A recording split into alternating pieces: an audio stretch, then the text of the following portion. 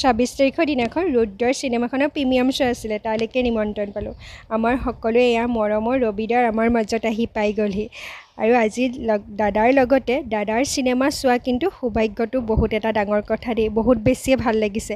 দাদাৰ লগত বহি একেলগে দাদাৰ চিনেমা চাম ইয়াত দেখিছেনে সকলো ৰাইজ কিমান হেঁপাহে আশাৰে আহিছে সঁচাকৈ দেই দেখিয়ে ভাল লাগি গৈছে আৰু নিজকে আজি ইয়াত থাকিবলৈ পাই বহুত বেছিয়ে ভাল লাগিছে গম পায়নে আৰু যেনেকৈ 27 তাৰিখৰ পৰা হলত একদম চিনেমা লাগি যাব আপোনালোকেও কিন্তু একদম ৰুদ্ৰ কেতিয়াও মিছ নকৰিব দেই ৰুদ্ৰ মিছ কৰিলে কিন্তু বহুত ডাঙৰ কিবা এটা মিছ কৰিব কিন্তু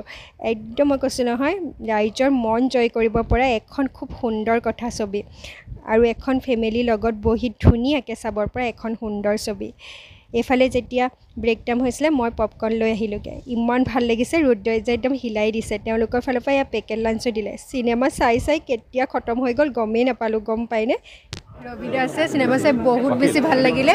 আৰু কাইলৈৰ পৰা একদম পুৰা হল ভিৰ হৈ থাকিব লাগে মইতো মানে বহুতবাৰ চাম এখন চিনেমা